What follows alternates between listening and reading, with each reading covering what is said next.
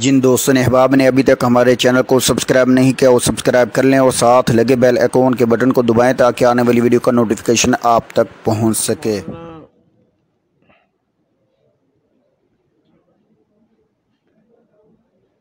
علی میاں صاحب رحمۃ اللہ علیہ کی ایک کتاب ہے پرانے چراغ، آپ کی نظر سے گزری؟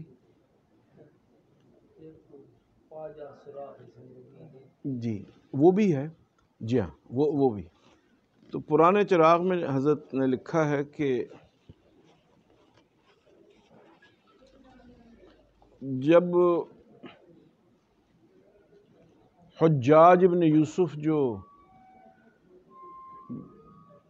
گورنر تھا عراق کا، اس کو معلوم ہوا کہ ہندوستان میں بعض عراقی عورتوں کی عصمت دری کی گئی، تو اس نے بدلہ لینے کے لیے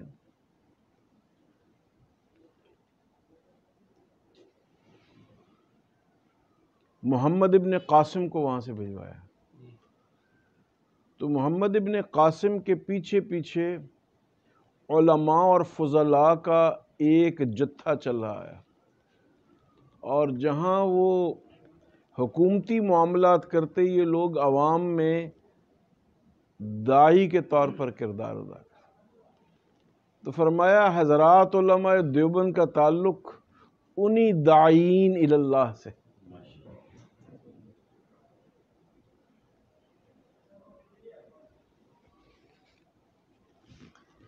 پھر حضرت مولانا قاسم نانوتوی صاحب رحمۃ اللہ علیہ نے کا حوالہ حضرت نے دیا، حضرت نے فرمایا کہ حضرات علماء دیوبند کا استاذ گھرانہ حضرت شاہ ولی اللہ اور شاہ عبد الرحیم صاحب کا گھرانہ، اور ان حضرات نے ہمیشہ خلافت اسلامیہ کو دین کا ایک حصہ سمجھتے ہوئے اس کی ترویج و اشاعت کی کوشش کی، اور جب خلافت اسلامیہ 1915 میں ختم ہو گئی تو ان حضرات نے خلافت باطنہ قائم کی، اور وہ حضرات جن کا تعلق اصلاح 4 کبریٰ سلاسل سے تھا، سہروردیہ، نقشبندیہ، چشتیہ، قادریہ، تو ان حضرات نے ان کے متوسلین کے ذریعے خلافت باطنہ جاری رکھی، اور پھر مجاہدین بالا کوٹ اور یہ تمام حضرات انہی حضرات کے خلفاء تھے۔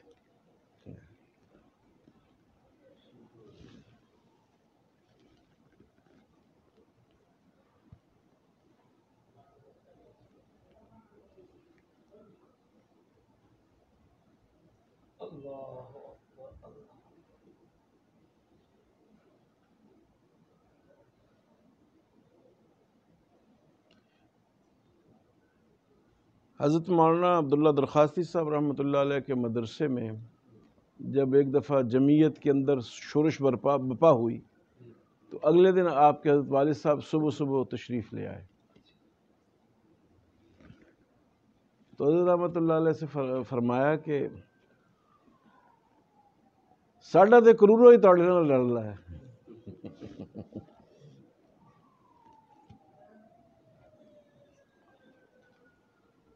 تو ہمارے حضرت نے مولانا فداء الرحمان صاحب، مولانا اجمل خان صاحب، حضرت چنوٹی صاحب اور مجھے فرمایا کہ آپ چاروں نے اب کام کرنا ہے۔ تو پھر وہی ان حضرات نے کہا یہ 4 کا ٹولہ جو ہے اصل میں خراب کر رہا ہے۔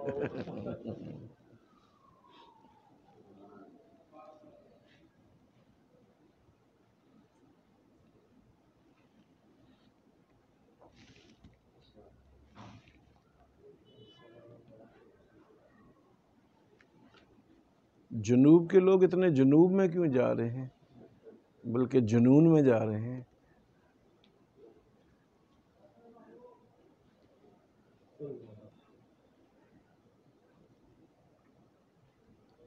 آپ کہاں سے آئے؟ اسلام آباد سے آئے جو اسلام آبادی ادائیں کر رہے ہیں؟ جی کب؟ نماز کے بعد؟ خدا کرے کہ کوئی اتنا سونا بھی نہ ہوئے فوراً نظر لگ جائے۔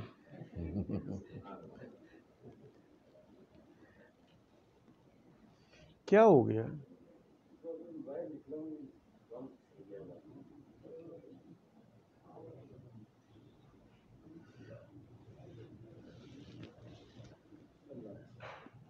کیس واقعی کیس ہے، لیلا کی چوکٹ پہ پاؤں پھسلتا ہے۔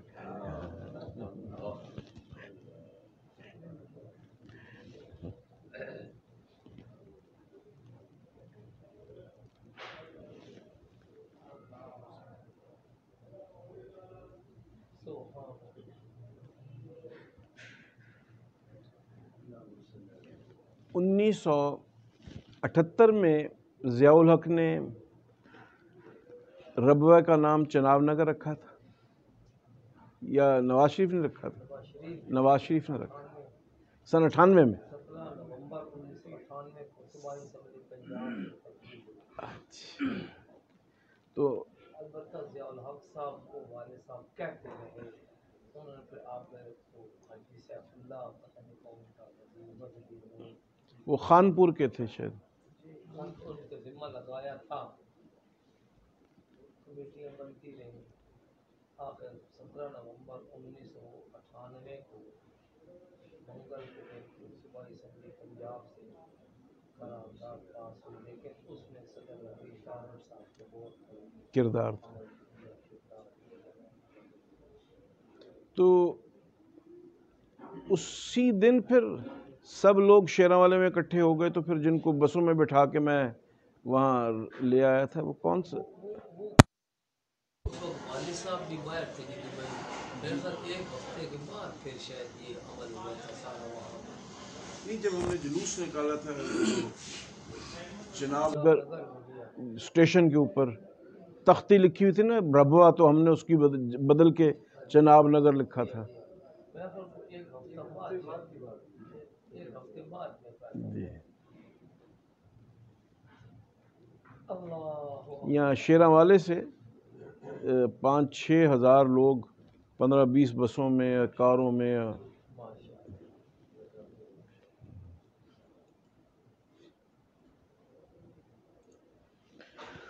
وہ ربوے میں شاید ہمارا پہلا جلوس تھا۔ اس سے پہلے وہ کہتا تھا آر او صاحب کہ یہاں پہ کوئی جلوس نہیں نکلا مسلمانوں کا۔ اس میں حضرت چنیوٹی صاحب تو نہیں تھے، آپ ہی تھے، اور کون تھا؟ اکرم طوفانی صاحب تھے۔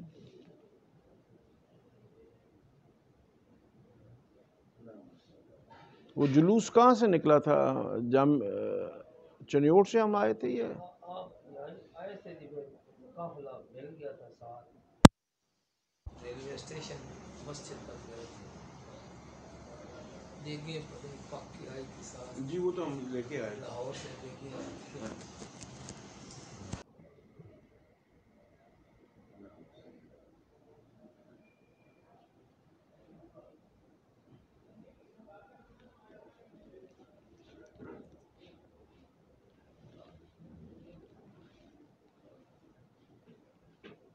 حضرت ایک ہوتی ہے قادریہ ٹوپی، وہ تو یہ ہے، تو پجامہ چنیوٹی ہم آج سے یہ بنوانا شروع کر دیں گے۔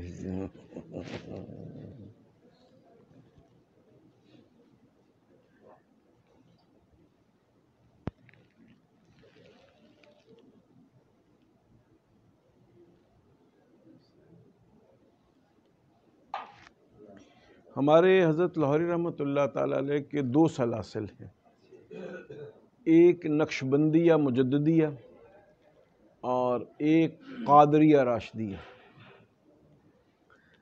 تو نقشبندیہ مجددیہ میں ہمارے حضرت سے لے کر حضور نبی کریم صلی اللہ علیہ وآلہ وسلم تک 28 واسطے آتے ہیں، اور قادریہ راشدیہ میں ہمارے حضرت سے لے کے نبی کریم علیہ السلام تک 32 واسطے آتے ہیں۔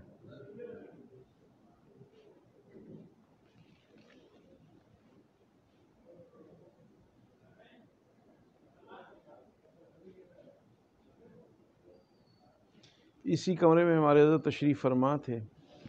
یہاں مولانا اجمل خان صاحب نیچے بیٹھے تھے. مولانا قاضی زاہد الحسینی صاحب اٹک کے ہمارے اکابر میں سے تھے، وہ تشریف فرما تھے. تو ہمارے حضرت نے فرمایا کہ جس کے روحانی اسباق میں بہت نور ہے اس کا نام قاری عبداللہ عابد ہے. تو حضرت مولانا ضیاء القاسمی صاحب بیٹھے تھے. انہوں نے تھوڑا سا یوں روما انہوں حضرت نک بھی سنکنا نہیں آتا تھا تو کے اندر تو نور پڑا. حضرت نے فرمایا وڈے پرا نہ بنو، ادا پیو بیٹھا. وڈے پرا نہ بنو، ادا پیو بیٹھا.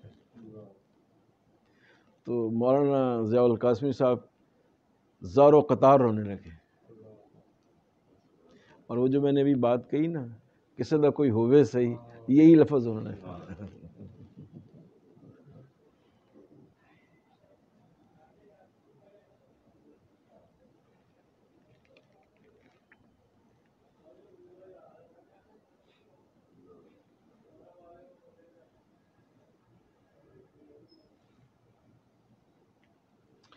حضرت کو شروع سے شیراں والے سے یوں نسبت تھی کہ حضرت لاہوری رحمۃ اللہ تعالی علیہ نے 1953 میں جی بس وہی نسبت تھی کہ پھر آخر تک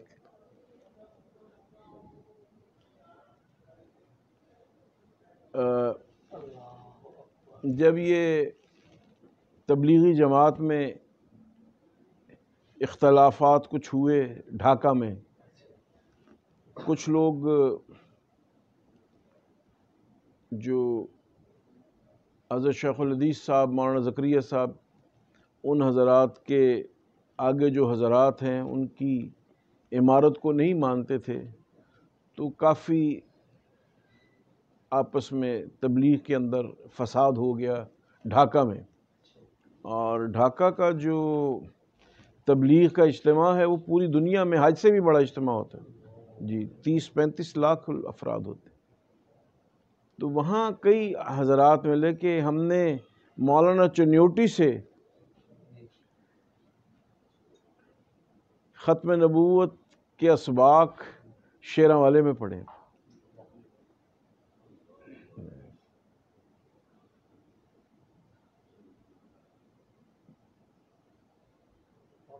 لوگ فخر کرتے ہیں کہ ہمیں ان کی زیارت نصیب ہوئی، سبق پڑھا ان سے،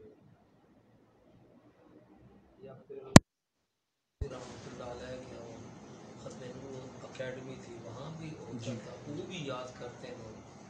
یعنی وہ جو ختم نبوت کا سبق پڑھا ہے نا، وہ ایک نسبت، اس پر بھی لوگ فخر کرتے ہیں. یہ ہے بھی باعث نسبت، باعث فخر.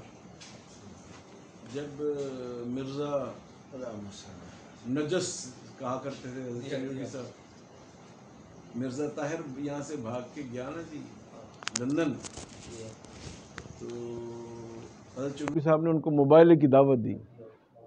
تو مجھے کہا کہ ساڑی قیادت و تساں کرنی ہے.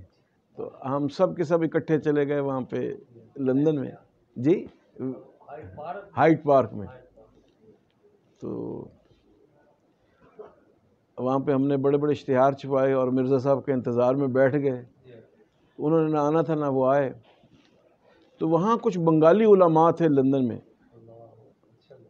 انہوں نے کہا جس جذبے سے آپ ہمیں پڑھاتے تھے آپ کا عمل بھی اسی وہی ہے.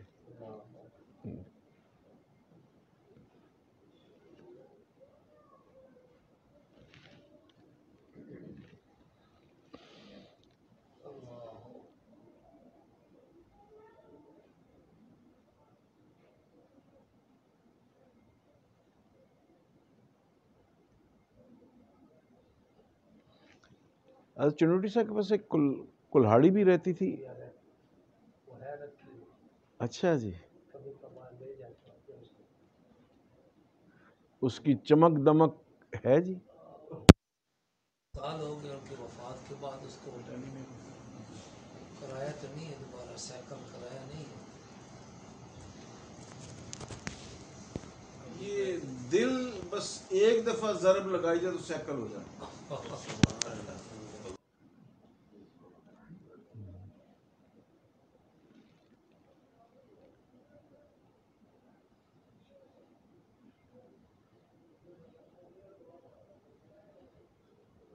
حضرت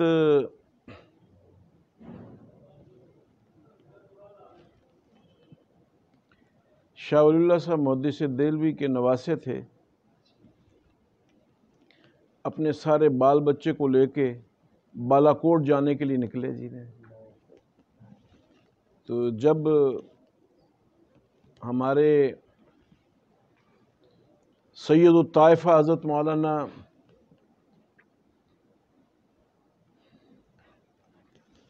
ان کو سندھی میں کہتے تھے سائیں روزہ دھنی، جن کے نام پر ہمارا سلسلہ قادریہ راشدیہ، تو حضرت مولانا سید محمد راشد صاحب رحمۃ اللہ علیہ جب پیدا ہوئے تو شب بارات، جی ہاں، شب بارات کی رات کو پیدا ہوئے. تو روزانہ اپنی والدہ کا دودھ جیسے ماں کا معمول ہوتا ہے نومولود کو پلانے کا پیتے. تو ایک دن وہ اپنی ساس کے پاس لے گئی، انہوں نے ساس نے دم کی، اپنے پیر کے پاس لے گئی، پھر بھی نہ پیا. انہوں نے کہا کہ کیا ہو گیا ہے، سارا دن پھرتے رہے، کوئی مالش، کوئی پیٹ درد، نہ روتا ہے نہ کچھ ہے، اور بڑے خوش بھی ہے. کوئی مسکرا کے دیکھتا ہے تو مسکرا کے دیکھتا ہے جواباً، لیکن دودھ نہیں پیتا. جیسے ہی اذان مغرب ہوئی، ماں نے دودھ پلایا تو دودھ پینا شروع کیا. تو وہ سوائے جمعے کے اور عیدین کے سارا سال روزے سے رہتے تھے. تو اس لیے ان کا نام سائیں روزہ دھنی تھا. جی جی.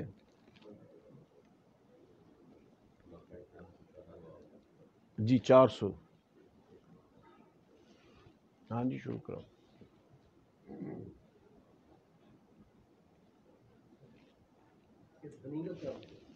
دھنی سندھی کا لفظ ہے، دھن والا، روزے کی دھن، روزہ دھنی.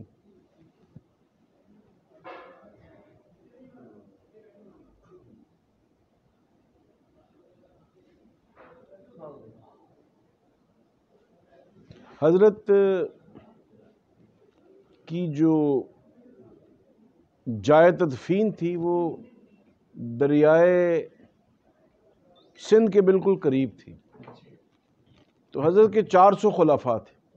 سب خلفاء نے فجر سے پہلے ایک ہی خواب دیکھا کہ حضرت نے فرمایا دریا کے پانی سے میرے پاؤں جو ہیں وہ گیلے ہو گئے. تو پھر مفتی صاحبان سے فتویٰ لیا تو انہوں نے کہا کہ خواب تو کوئی شرعی دلیل نہیں. تو ایک دو فقیر تھے جو فنا فی شیخ تھے، انہوں نے رات کو قبر کھود دی پاؤں کی طرف سے، تو وہاں پہ واقعی پانی تھا. تو پھر علماء کے فتوے کی روشنی میں حضرت کو وہاں سے جب نکالا گیا تو 27 برس کے بعد حضرت کے چہرے پر بالکل تر و تازہ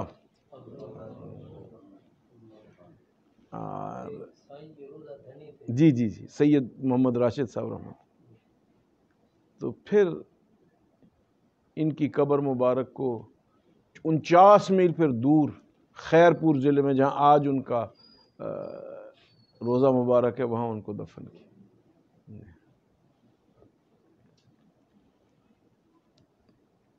تو شاہ اسماعیل شہید جب دلی سے چلے اپنے خاندان سمیت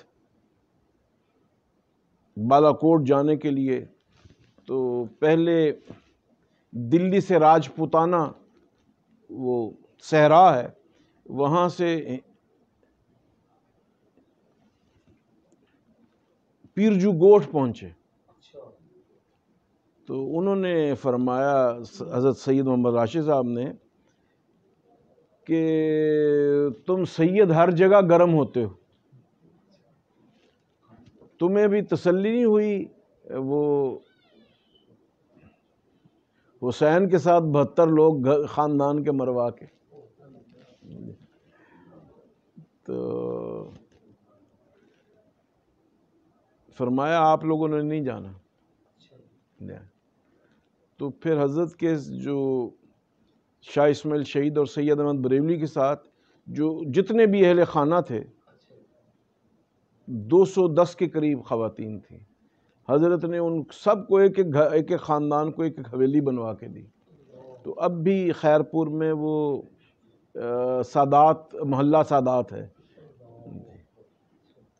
تو وہ پھر سب کے ساتھ حضرت سید محمد راشد صاحب نے وہیں رکھے، چھوٹے بچے بھی، اور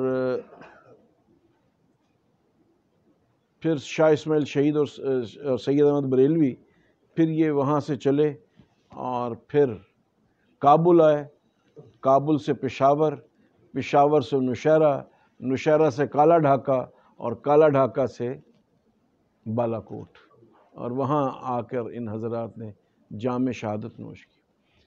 تو وہ جب مجاہدین شہید ہو گئے بالا کوٹ میں تو حضرت نے اپنے جتنے بچے وہاں ماؤں کے ساتھ رہ گئے تھے ان کو اپنی بیٹیاں دی، تو ان کی پھر اپنے خاندان میں شادی کریں۔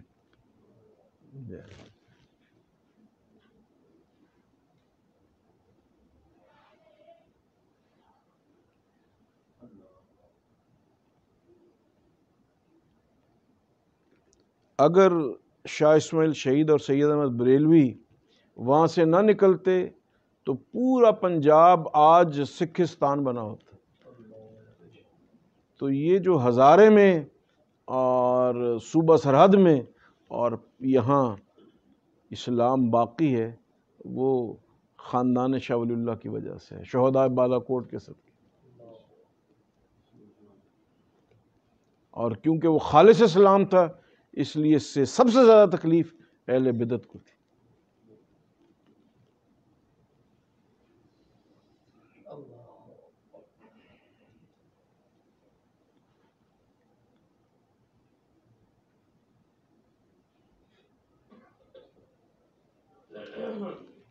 وہاں بالا کوٹ میں دریا کے کنارے بڑی مسجد ہے جہاں سید احمد شہید صاحب کا مزار ہے، تو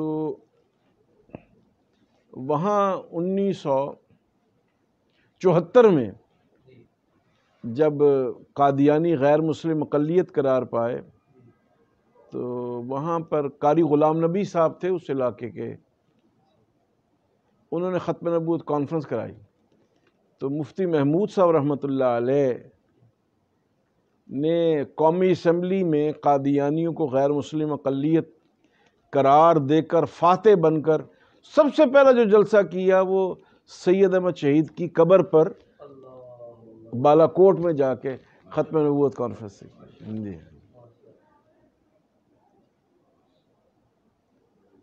میں 17.5 سال کا تھا تو حضرت نے مجھے گاڑی لے دی کہ مفتی صاحب جہاں جائیں آپ نے مفتی صاحب کو لے کے جائیں، تو میری پہلی ڈرائیونگ تھی پہاڑی علاقے میں، اس وقت تو سڑکیں بھی بڑی، ہاں جی جی جی جی جی، تو مفتی صاحب کو لے کے ہم اسلام آباد سے نکلے اور 9 گھنٹے کی مسافت کے بعد وہاں بالا کوٹ پہنچے، اور جب رات 2:30 بجے پہنچے تو پہاڑیاں اور لوگ ختم نبوت زندہ باد کے نعرے لگائے۔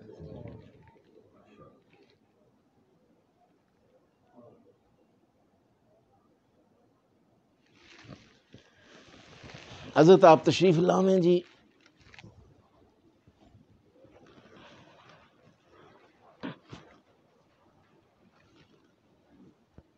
علی بھائی آؤ ادھر، ماشاء اللہ ماشاء اللہ۔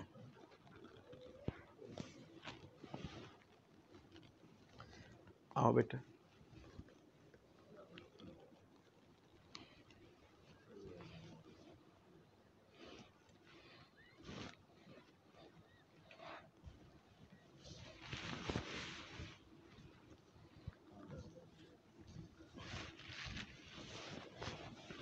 چلو ٹوپی بھی لے گئی. اللہ مبارک فرمائے. بالکل کوئی نہیں جی، میری شفقت. اللہ اللہ سلام. ختم نبوت کی ایک اور بات سنو. جب سن 74 میں ہم فاتح ہوئے تو اسی کمرے میں حضرت مولانا یوسف بن اوری، حضرت مولانا منظور احمد چنیوٹی صاحب اور مولانا اللہ بسایا، یہ سب حضرات تھے. تو کسی نے کہا حضرت 53 میں کیوں کامیاب نہیں ہوئے، 74 میں کیوں ہے؟ جی ہمارے حضرت نے تب بدعتی قائد تھا، موحد قائد. تشریف.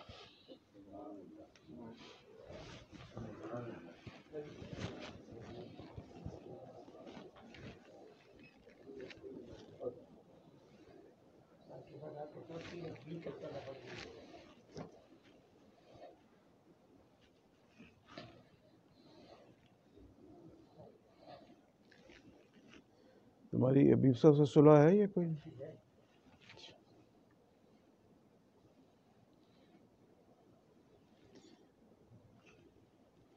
رائیوں کے دل کا اللہ کو پتہ ہوتا ہے.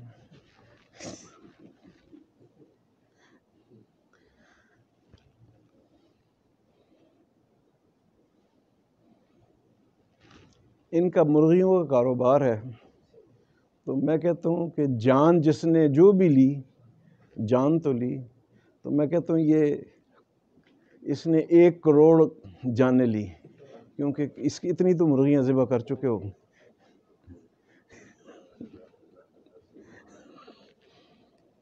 اب تو ویسے ہی ہزاروں مرغیاں ذبح کر کے جلائی کام آ جائے گا.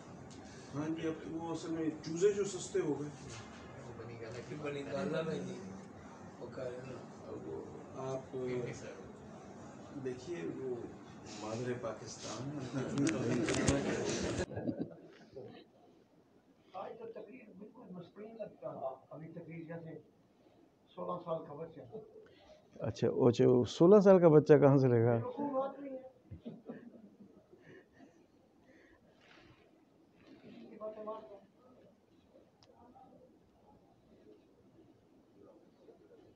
اللہ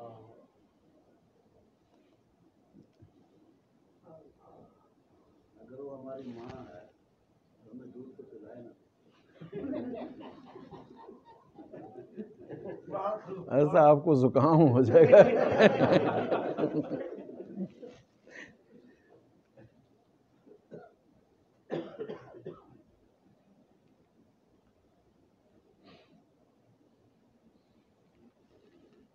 حضرت روٹی تو بس دودھ پہ آئیں. نہیں وہ آپ حسن طلب میں کام، اصل میں بیٹھے گجر ہیں نا، تو دودھ مانگنا آپ کا حق ہے. ہاں جی، بس وہ شیر مادر نہیں، شیر گاں.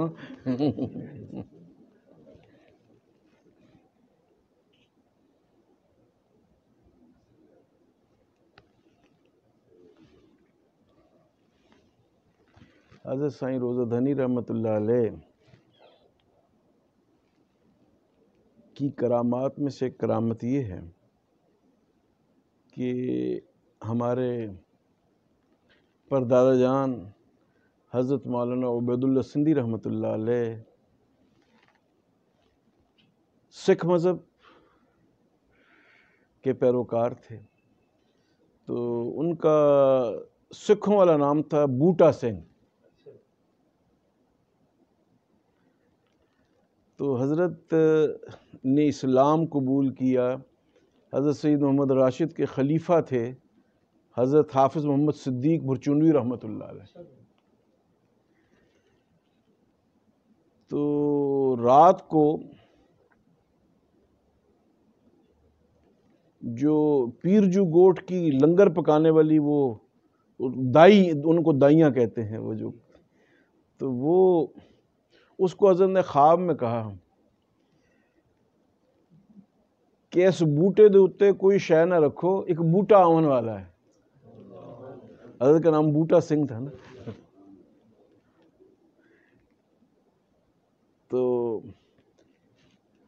جب وہاں گئے تو انہوں نے کہا ان کا نام کیا؟ انہوں نے کہا اس درویش کا نام عبید اللہ ہے۔ انہوں نے کہا اصل نام کیا ہے؟ انہوں نے کہا اصل نام بھی عبید اللہ ہے۔ تیری ماں کی سدی آئی؟ انہوں نے کہا بوٹا۔ انہوں نے کہا مینوں سائیں دسایا ہے۔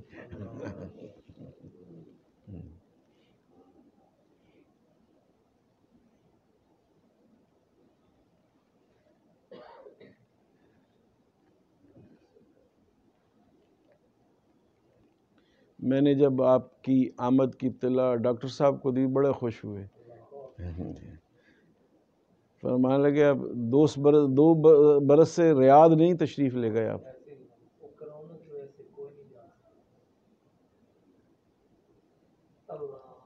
اللہ کرے اب سارے راستے کھل جائیں۔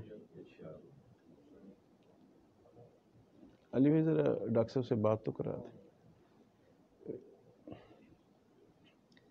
اگر ویڈیو کال ہو جائے تو اور اچھا ہے۔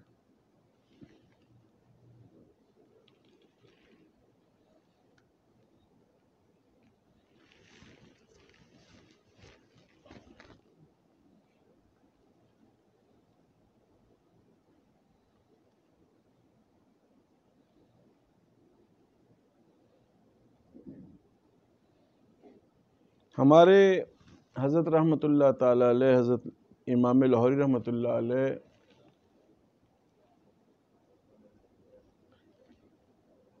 حضرت شیخ الہند کے شاگرد تھے نا جی۔ تو حضرت شیخ الہند نے فرمایا کہ آپ دیوبند حضرت سندھی چھوڑتے ہیں اور دلی کو آباد کرتے ہیں، دلی کو آباد آپ نے کرنا ہے۔ تو پھر خدام الدین سے پہلے حضرت لاہوری رحمۃ اللہ علیہ کا مدرسہ تھا دلی میں، تو وہ 25 برس وہ وہاں پہ رہا، اور اس مدرسے میں جو طلباء تھے وہ دارالعلوم دیوبند کے فضلاء ہوتے تھے۔ جی ہاں، جو لوگ دارالعلوم دیوبند سے فارغ ہوتے تھے وہ ان کے لیے شرط تھی کہ وہ 6 ماہ حضرت لاہوری رحمۃ اللہ علیہ کی خدمت میں گزاریں اور قرآن کا انقلابی مزاج سمجھیں۔ اور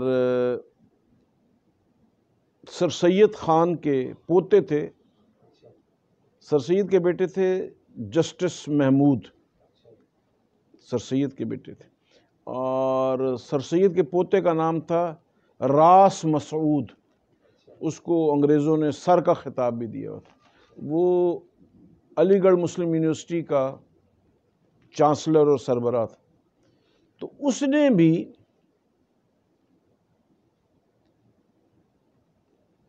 ڈھائی 250 گریجویٹس جو ایم اے کر لیتے تھے ان کو کہا کہ یہ بھی 6 مہینے دارالعلوم دیوبند کے فضلاء کی طرح حضرت لاہوری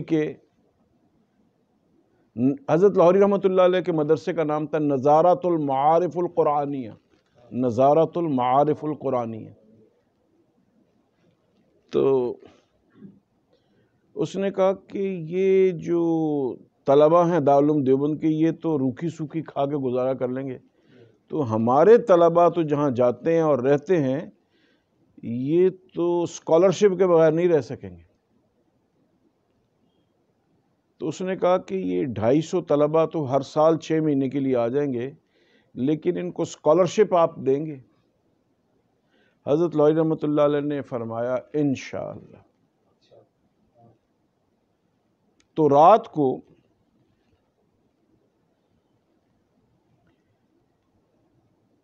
بھوپال ایک بڑی ریاست تھی، اس کی والیہ تھی، اس کو خواب آیا کہ حضور صلی اللہ علیہ وآلہ وسلم فرما رہے ہیں کہ تم جو جہاں حضرت شاہ عبد العزیز صاحب کی مسجد تھی وہیں حضرت لاہوری رحمۃ اللہ علیہ کا قیام تھا، کہ وہاں حضرت لاہوری رحمۃ اللہ علیہ مولانا احمد علی ان کے پاس جاؤ اور ان کی خدمت میں ہر مہینے 25,000 روپے پہنچاؤ، اس زمانے کا 25,000۔ اور یہ والیہ بھوپال جو تھی یہ اپنے باپ کی بیٹی تھی، اس کا بھائی کوئی نہیں تھا۔ تو جب اس کا باپ فوت ہوا تو ریاست بھوپال کے اندر کیونکہ کوئی بادشاہ کا یا جو راجہ تھا اس کا کوئی بیٹا نہیں تھا، اور اس کی کوئی نرینہ اولاد نہ تھی، مادینہ اولاد تھی، 7 بیٹیاں تھیں 7۔ تو جو انگریزوں نے قانون بنایا تھا ان ریاستوں کے جانشینی کا، وہ یہ تھی کہ اگر وہ ریاست یا وہ ذمہ دار جس کا جو چھوٹا ہو تو اس کی جو زمین تھی وہ کورٹ آف وارڈ ہو جاتی تھی، یعنی برطانوی حکومت کی ملکیت قرار پاتی تھی۔ تو یہ ان سب کو ان کے والد نے حضرت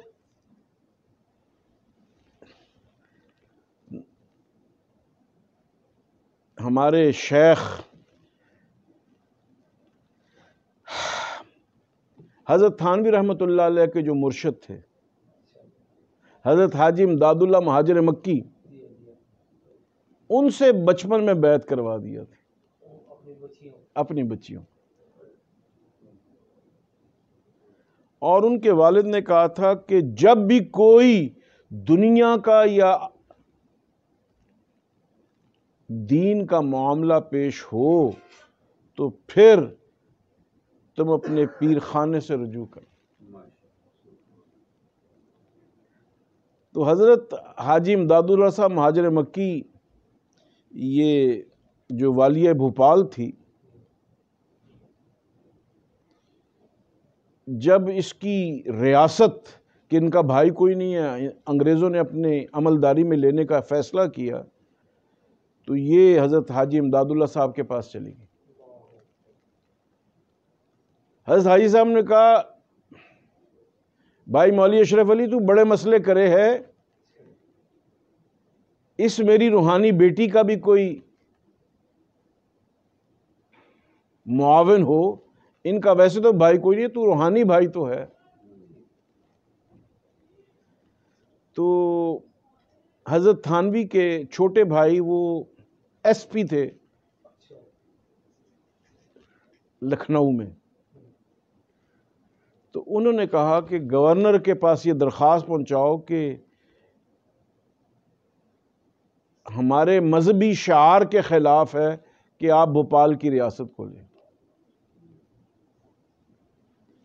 تو لکھنؤ ہائی کورٹ میں پھر مقدمہ چلا، انہوں نے جو برطانوی حکومت کا وکیل تھا اس نے کہا کہ اہل سنت والجماعت کے یہاں عورت کی حکمرانی جائز نہیں، اور یہ اس کو ناجائز سمجھتے۔ تو حضرت تھانوی نے تمام ہندوستان کے 313 مفتیوں سے اپنے حق میں تائیدی دستخط مفتیوں کے لیے کہ اشرف علی تھانوی کا جو فتویٰ ہے وہ اہل سنت والجماعت کا فتویٰ، اور اس میں بریلویوں کے یہ جو جامع نعیمیہ والے تھے نا، مولانا نعیم الدین مراد آبادی بریلویوں میں سے وہ تھے، انہوں نے بھی حضرت تھانوی کے حق میں دستخط کیے کہ جو حنفیت پر ان کی نگاہ ہے وہ کسی کی۔ تو حضرت نے فتویٰ دیا کہ جمہور کا مزاج یہ ہے کہ اگر ایسی عورت ہو تو اس کی حکمرانی جائز.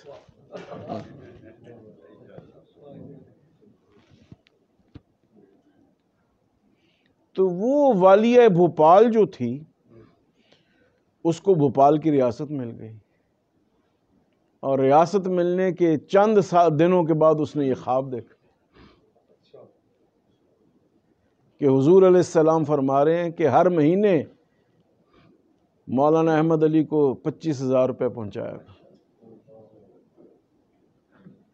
تو حضرت لاہوری رحمۃ اللہ علیہ فرماتے ہیں کہ میں فجر کے لیے نیچے آیا تو دیکھا ایک بہت بڑی کالی گاڑی، اس زمانے میں گاڑیاں کہاں ہوتی تھی، اور وہ بھی والیہ بھوپال کی شاہی گاڑی.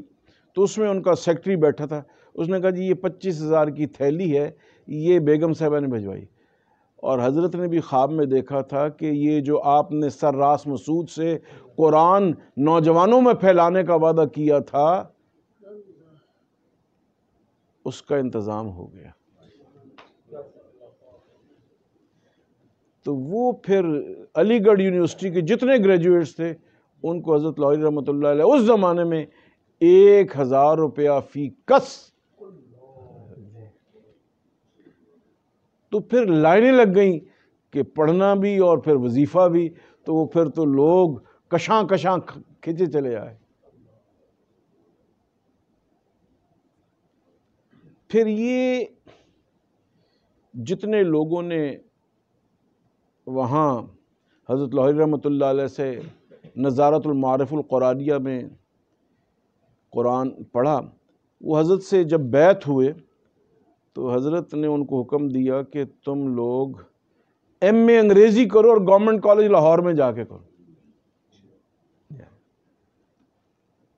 تو 1900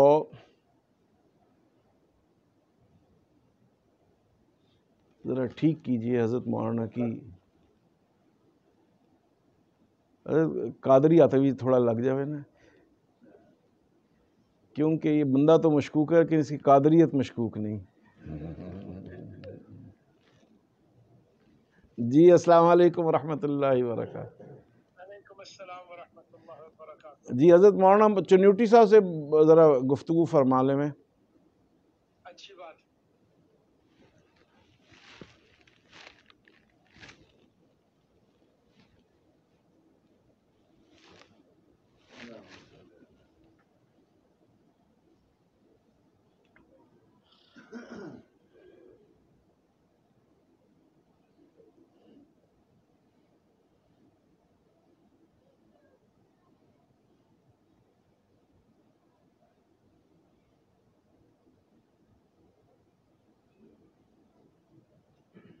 السلام علیکم وبرکاتہ.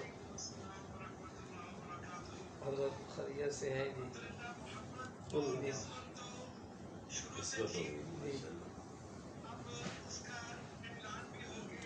جی جی جی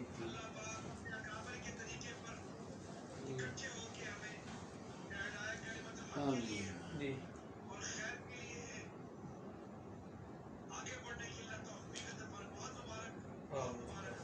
اللہ پاک کی ذمہ داری کو جی صحیح صحیح بات.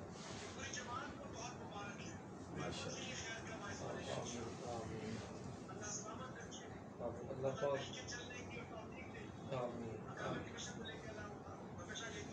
آمین. دعاؤں کی درخواست ہے. آمین. السلام علیکم. اللہ پاک اس ذمہ داری کو نبھانے کے قابل بنا دے جی بس. السلام علیکم. سلامت. تو میں یہ عرض کر رہا تھا کہ وہ جتنے حضرات پھر گورنمنٹ کالج لاہور میں آئے تو اس زمانے میں حضرت نے خود ترغیب دی کہ وہاں پڑھو. جی میں یہی تو عرض کر رہا ہوں. تو اس زمانے میں ایک عورت تھی نواب خاندان کی،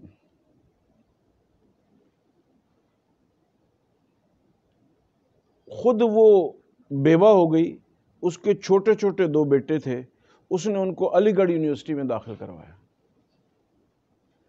تو ایک دن جو چھوٹا بیٹا تھا اس نے نوکر نے بوٹ صحیح پالش نہ کیا، تو اس بیٹے نے نوکر کے منہ پہ تھپڑ مار دی۔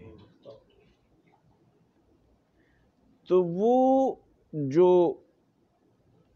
نوابزادی تھی وہ اپنے بیٹے کو لے کے سر راس مسعود کے پاس آ گئی۔ انہوں نے کہا تو بھی بڑا بے وقوف اور تیرا دادا ہی جس نے میں نے اپنے بچوں کو مدرسے میں ہی داخل کیا اور علی گڑھ یونیورسٹی میں داخل کیا، آج اس کو اتنی تمیز نہیں ہے کہ نوکر جو اس کی خدمت کرتا اس کے منہ پہ تھپڑ مار۔ تو سر راس مسعود نے کہا میں اپنے باپ کا بیٹا نہیں، اگر تیرے بیٹوں کو انسان اور مولوی نہ بناؤں، میں اپنے باپ کا بیٹا نہیں اگر تیرے بیٹوں کو انسان اور مولوی نہ بناؤں۔ ابھی وہ بیٹھا ہی تھا تو دیوبند سے حضرت مولانا سید حسین المدنی اور حضرت شیخ الہند مولانا محمود حسن دیوبندی تشریف لے آئے۔ حضرت نے ان دونوں لڑکوں کو کہا، حضرت نے فرمایا ان کے فراخ پیشانیاں یہ بتاتی ہیں کہ یہ اسلام کے مستقبل کے نامور محسن ہوں گے۔ ان کا آپ کا نام کیا ہے؟ اس نے کہا میرا نام شوکت علی ہے۔ ان کا نہیں، تمہارا نام مولوی شوکت علی۔ دوسرے سے پوچھا تمہارا نام کیا ہے؟ ان کا نام میرا نام محمد علی ہے۔ انہوں نے کہا نہیں، تمہارا نام محمد علی، مولوی محمد علی۔ جی تو پھر وہ آج تک مولانا شوکت علی اور مولانا یہ جوہر ٹاؤن اسی کے نام پہ ہے۔ جی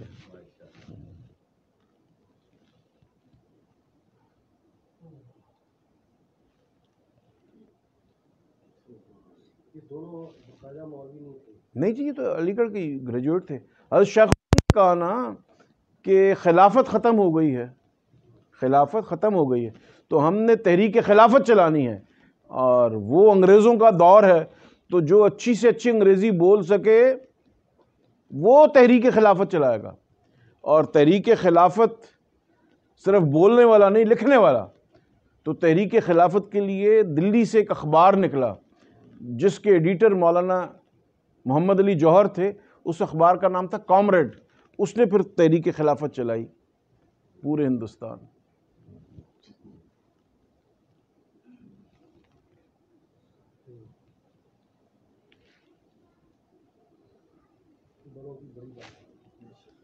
بہت بڑوں کی بہت بڑی بات، ساڈے وڈے واقعی بہت وڈے سن جی۔ سینوں انہوں دے وڈاپ دی قدر نہیں تے وہ دا احساس بھی نہیں۔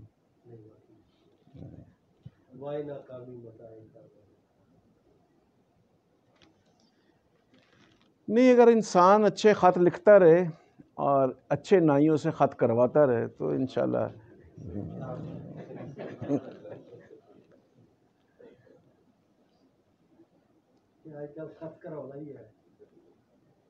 میری گل سنو،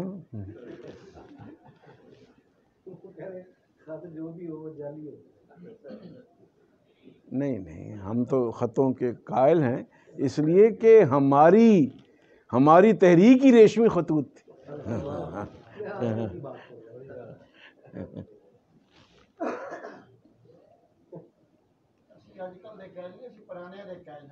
واہ واہ واہ واہ واہ واہ، اندھے کو اندھیرے میں بہت دور کی سوجھی۔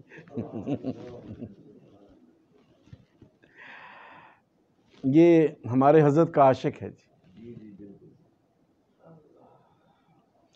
اور اس کو سب سے زیادہ فکر مجالس ذکر کی ہوتی کہ یہ کابو کی کے رہنے والے ہیں جی۔ ایک دفعہ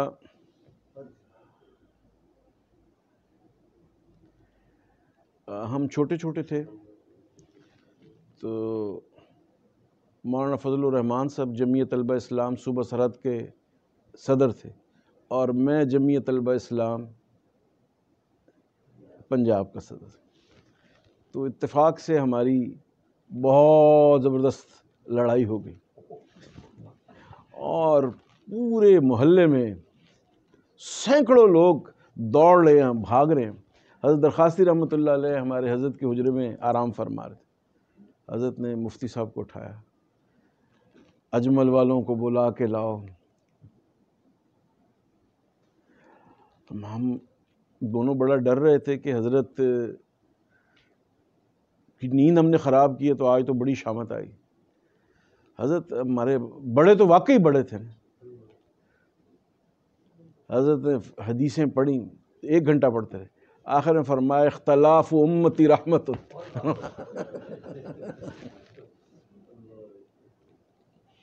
فرمایا تم دونوں کے جھگڑنے سے بھی اسلام کو فائدہ ہوگا۔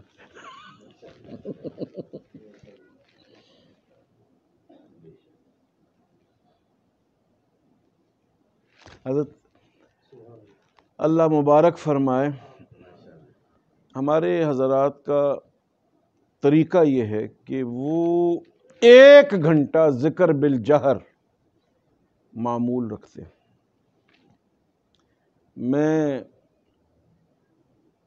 امریکہ سے لاس اینجلس سے آ رہا تھا تو فلپائنز میں جہاز رکا تو وہاں تبلیغ کا اجتماع تھا۔ تو میں نے دیکھا کہ صبح فجر سے کچھ پہلے کا وقت تھا، سواریاں جہاز میں فلپائن سے چڑھیں، جہاز کے سب لوگ سوئے ہوئے تھے، تو ایک آدمی ذکر کر رہا اور اس نے سر کے اوپر رومال ڈالا ہوا، پیچھے پیچھے مولانا طارق جمیل اس کے۔ تو میں نے دیکھا کہ بھائی عبد الوہاب صاحب، تو میں نے کہا حضرت آپ، ان کا حضرت سے میں نے وعدہ کیا تھا کہ جب تک جان میں جان ہے ذکر کا ناغہ نہیں ہوگا۔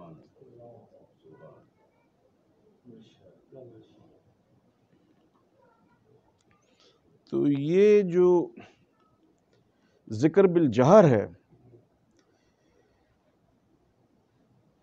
اس سے آدمی کی زبان میں تاثیر آ جاتی۔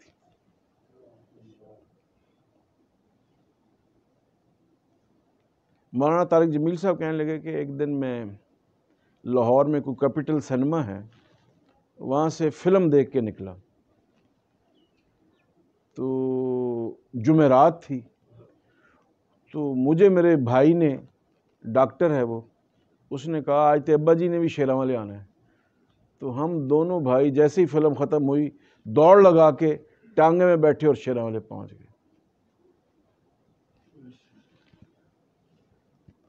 حضرت نے فرمایا اگر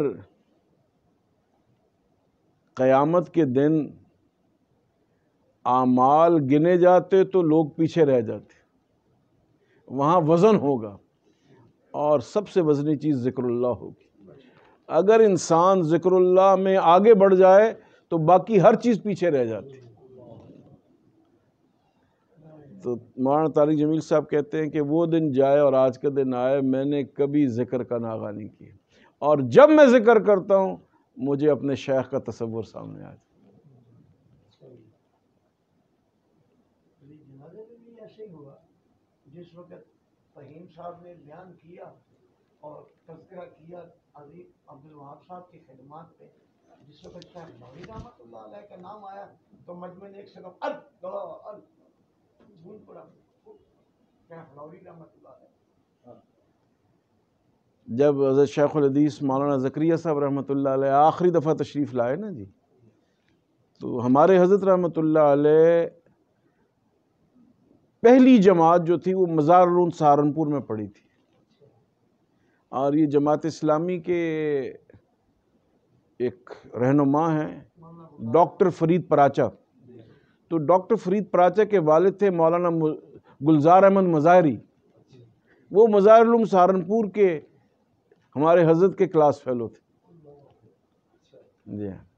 تو وہ جب بھی یہ 74 کی تحریک میں یا اس سے پہلے نظام مصطفیٰ کی تحریک میں ہمارے حضرت تشریف لاتے تو گلزار احمد مظاہری صاحب باوجود اس کے کہ جماعت اسلامی میں تھے صوفے سے نیچے بیٹھ جاتے.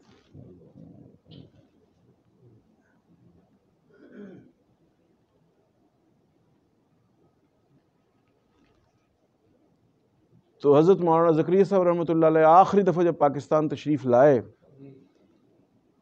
تو ہمارے حضرت ان سے ملنے گئے تو وہ ہمارے حضرت کو بڑے پیار سے بھائی مولوی انور کہا کرتے تھے. کہنے لگے بھائی مولوی انور ہم تو کب سے آپ کی تڑکا دیکھ رہے تھے. فرمایا حضرت آپ جہاز سے تشریف لے آئے اور ہم واگا بارڈر پہ آپ کے لیے. پہلے اطلاع یہ تھی کہ حضرت سڑک کے راستے واگا، تو وہاں ہمارے حضرت رحمۃ اللہ علیہ نے اس مجمع پہ کچھ ایسا قلبی اثر کیا کہ تبلیغ کی وہ شورا کا اجلاس تھا، 250-300 علماء پوری دنیا سے تھے، سب ذکر میں مشغول ہو گئے. تو بھائی عبدالوہاب صاحب کو تو پہلے ہی اسی سمندر کے وہ پیراک تھے. تو پھر بھائی عبدالوہاب صاحب کو تھوڑی دیر کے بعد 2 گھنٹے کے بعد تھوڑا سا ہوا، کہنے لگے بھائی مولوی احسان ذکر کے ہی مزے لیتے رہو گے، یہ تبلیغ کی بھی فکر کرو گے.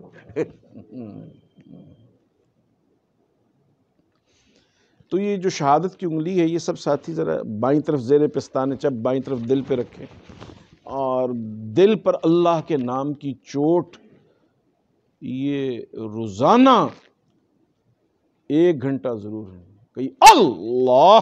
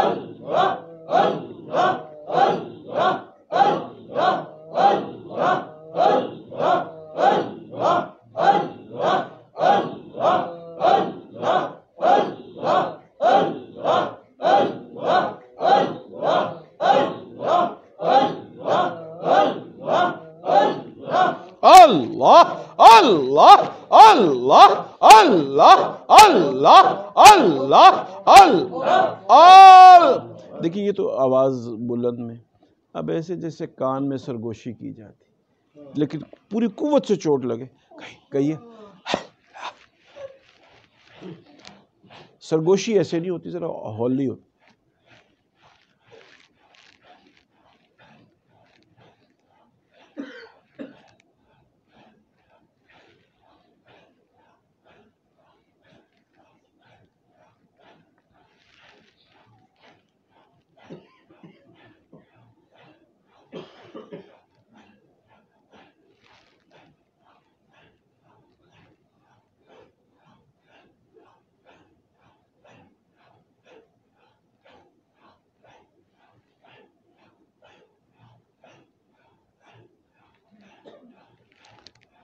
اور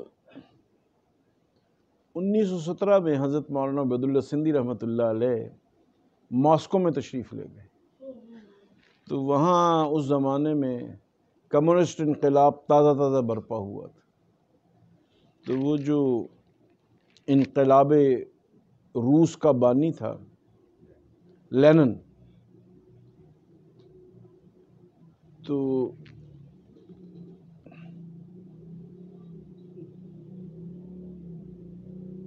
حضرت نے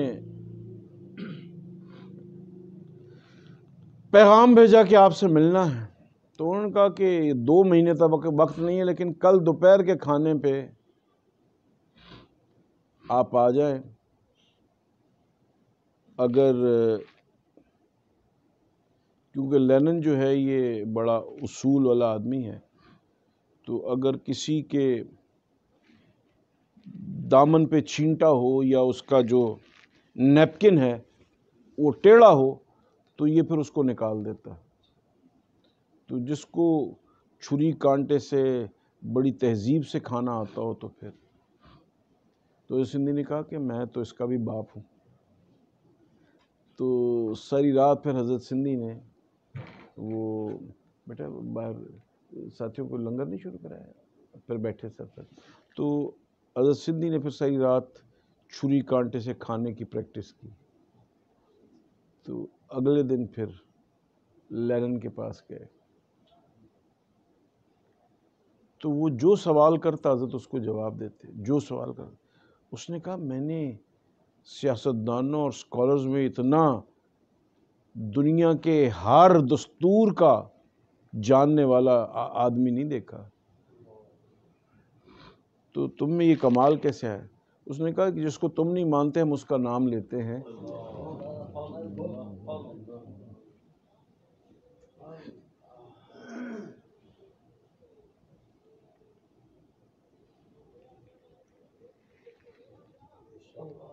جن دوستوں نے احباب نے ابھی تک ہمارے چینل کو سبسکرائب نہیں کیا وہ سبسکرائب کر لیں اور ساتھ لگے بیل آئیکن کے بٹن کو دبائیں تاکہ آنے والی ویڈیو کا نوٹیفیکیشن آپ تک پہنچ سکے۔